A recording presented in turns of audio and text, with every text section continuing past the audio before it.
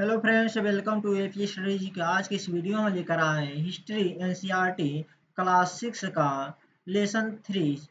आइए देखते हैं। टॉपिक है लेसन 3 का टॉपिक है आरंभिक नगर। आरंभिक नगर पुराने भवन का संरक्षण करना। पुराने भवन का संरक्षण। जसपाल और हरप्रीत अपने घर के पास की गली में क्रिकेट खेल रहे थे। उन्होंने देखा कि कुछ लोग उस खंडहर घर की तारीफ कर रहे थे जिसे गली के बच्चे बुतहा घर कहा करते थे। एक ने कहा, इसकी वास्तुकला को देखो, क्या आपने कहीं लकड़ी पर इतनी सुंदर नक्काशी देखी है? दूसरी महिला ने कहा, हमें मंत्री जी को पत्र लिखकर कहना चाहिए कि वह इस खूबसूरत घर को सुरक्षित रखने के लिए इसकी मरम्मत कराने की व्यवस्था करें। यह सब सुनकर जसपाल और हरप्रीत सोचने लगे कि इस पुराने खंडहर से लोगों का इतना लगाव क्यों है। हड़प्पा की कहानी। हड़प्पा की कहानी। अक्सर पुरानी इमारतें अपनी कहानी बताती हैं। लगभग 150 साल पहले जब पंजाब में पहली बार रेलवे लाइन बिछाई जा रही थी, तो इस काम में जुटे इंजीनियरों को अचानक हड़प्पा पूरा स्थल मिला जो आधुनिक पाकिस्तान में है। उन्होंने सोचा कि यह एक खंडहर है जहां से अच्छी ईंटें मिलेगी। यह सोचकर वे हड़प्पा के खंडहरों से हजारों ईंटें उखाड़ ले गए, जिससे उन्होंने रेलवे लाइन बिछाई। इससे कई इमारतें पूरी तरह नष्ट हो गईं। उसके बाद लगभग 80 साल पहले पुरातत्वविदों ने इस स्थल को ढूंढा और तब पता चला कि यह खंडहर उपमहाद्वीप के सबसे पुराने शहरों में से एक है। क्योंकि इस नगर की खोज सबसे पहले हुई थी, इसीलिए इसीलिए बाद में मिलने वाले इस तरह के सभी पुरास्थलों में जो इमारतें और चीजें मिली, उन्हें हड़प्पा सभ्यता की इमारतें कहा गया। इन शहरों का निर्माण लगभग 4700 साल पहले हुआ था। हड़प्पा सभ्यता का निर्माण। इन नगरों की विशेषता क्या थी? इन नगरों में से कई को दो या उससे ज़्यादा हिस्सों में विभाजित किया गया था। प्राय पश्चिमी भाग छोटा था लेकिन ऊंचाई पर बना था, और पूर्वी हिस्सा बड़ा था लेकिन निचले इलाके में था। ऊंचाई वाले भाग को पुरातत्वविदों ने नगर दुर्ग कहा है और निचले हिस्से को निचला नगर कहा है। दोनों हिस्सों की चारदीवारियां पकी ईंटों की बनाई जाती थीं। इसकी ईंटों इतनी अच्छी पकी थीं कि हजारों सालों बाद आज तक उनकी दीवारें खड़ी रही हैं। दीवार बनाने के लिए ईंटों की चिनाई इस तरह करते थे जिससे कि दीवार खूब मजबूत रहे। कुछ नगरों के नगर दुर्ग में कुछ खास इमारतें बनाई गई थीं। मिसाल के तौर पर मोहनजोदड़ो में खास तालाब बनाया गया था, जिसे पुरातत्वविदों ने महा महान स्नानागार कहा। इस तालाब को बनाने में ईंट और प्लास्टर का इस्तेमाल किया गया था। इसमें पानी का रिसाव रोकने के लिए प्लास्टर के ऊपर चारकोल की परत चढ़ाई गई थी। इस सरोवर में दो तरफ से उतरने के लिए सीढ़ियां बनाई गई थीं और चारों ओर कमरे बनाए गए थे। इसमें भरने के लिए पानी कुएं से निकाला जाता था। उपयोग के बाद इसे खाली कर दिया जाता था। शायद यहाँ विशिष्ट नागरिक विशेष अवसर पर स्नान किया करते थे। कालीबंगा और लोथल जैसे अन्य नगरों में अग्निकुंड मिले हैं जहां संभवतः यज्ञ किए जाते होंगे। हड़प्पा, मोहनजोदड़ो और लोथल जैसे कुछ नगरों में बड़े-बड़े भंडार गृह मिले हैं। भवन, नाले और सड़कें। इन नगरों के घर आमतौर पर इन नगरों का घर आमतौर पर एक या दो मंजिले होते थे। घर के आंगन के चारों ओर कमरे बनाए जाते थे। अधिकांश घरों में एक अलग स्नानगार होता था और कुछ घरों में कुएं भी होते थे। कई नगरों में ढके हुए नाले थे। इन्हें सावधानी से सीधी लाइन में बनाया जाता था। हर नाली में हल्की ढलान होती थी ताकि पानी आसानी से बह सके। अक्सर घरों की नालियों को सड़कों की नालियों से जोड़ दिया जाता था, जो बाद में बड़े नालों में मिल जाती थीं। नालों के ढके होने के कारण इनमें जगह-जगह पर मैनहोल बनाए गए थे, जिनके जरिए इनकी देखभाल और सफाई की जा सके। घर नाले और सड़कों का निर्माण योजनाबद्ध तरीके से एक साथ ही किया जाता था। अगला है नगरीय जीवन। हड़प्पा के नगरों में बड़ी हलचल रहा करती होगी। यहाँ पर ऐसे लोग रहते होंगे जो नगर की खास इमारतें बनाने की योजना में जुटे रहते थे। ये संभवतः यहाँ के शासक थे। यह भी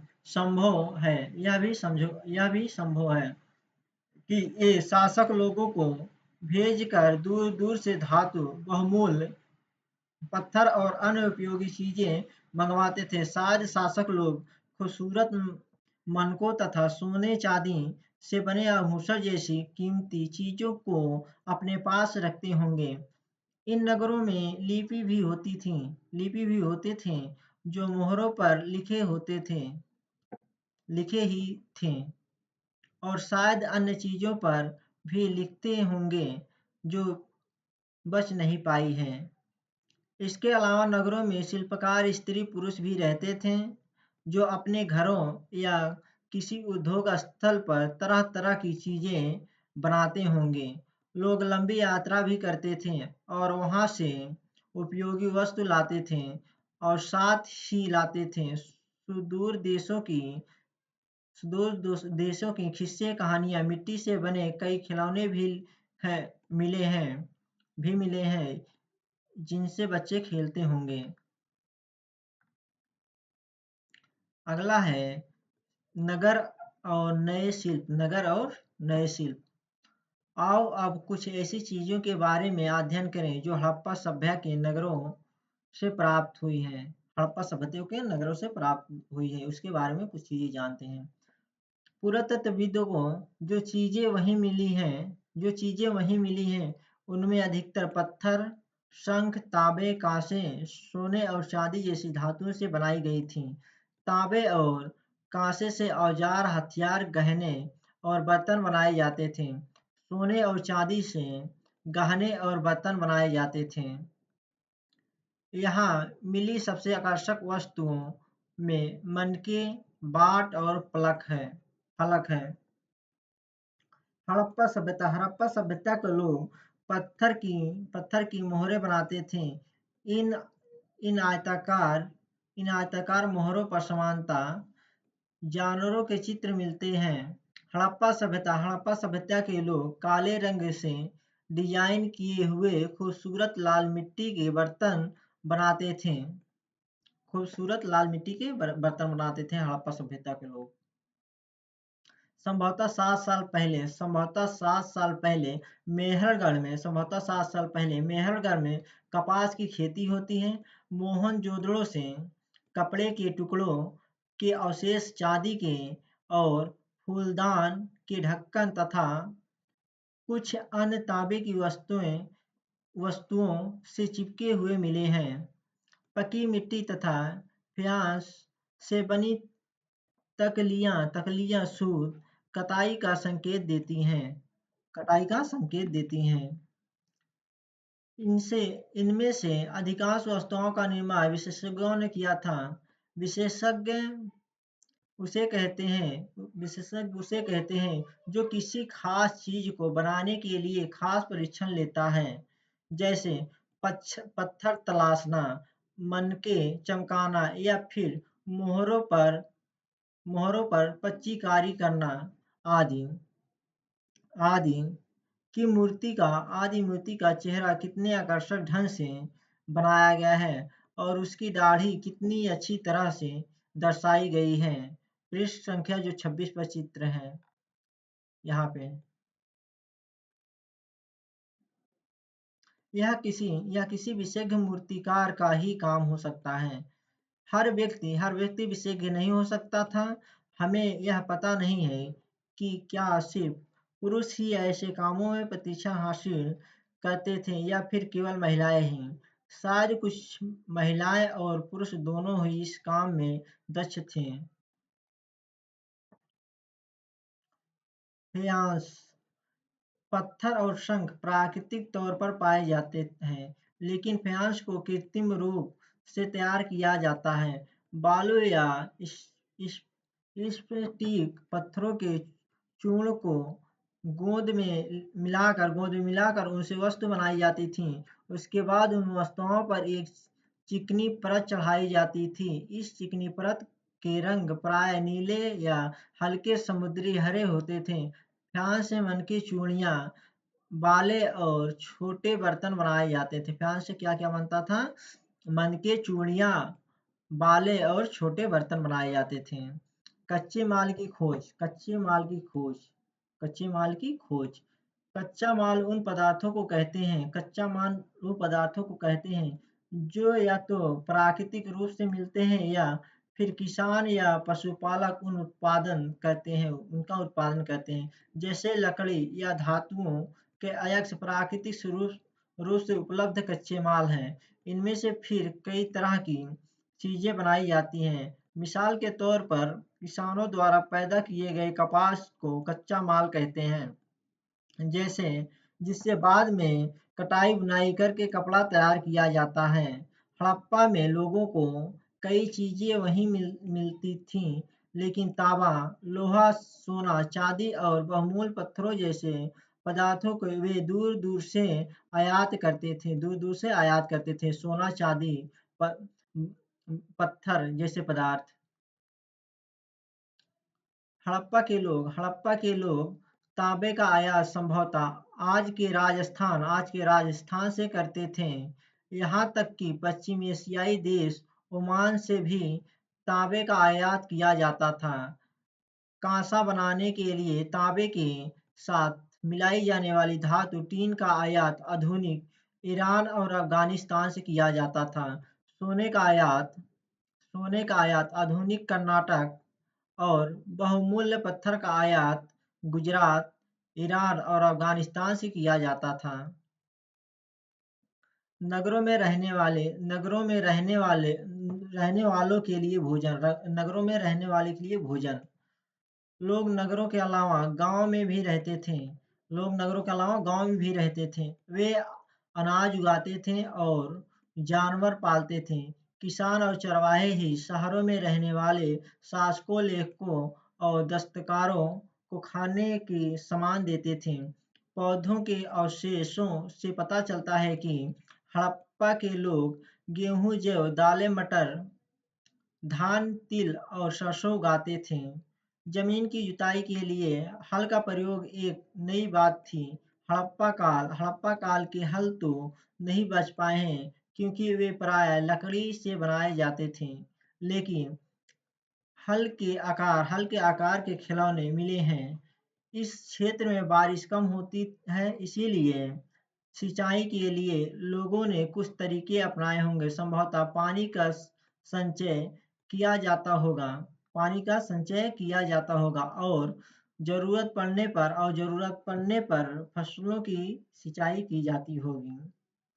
हड़प्पा के लोग गाय, भैंस, भेड़ बकरियां पालते थे। हड़प्पा के लोग क्या पालते थे? गाय, भैंस, भेड़ बकरियां पालते थे। बस्तियों के आसपास तालाब और चारागाह होते थे। बस्तियों के पास तालाब और चारागाह होते थे, लेकिन सूखे महीनों में मवेशियों के झुंडों को चारा पानी की तलाश में दूर दूर तक ले जाया जाता था। वे बेर जैसे फलों को इकट्ठा करते थे, मछलियां पकड़ते थे और हिरण जैसे जानवरों का शिकार भी करते थे।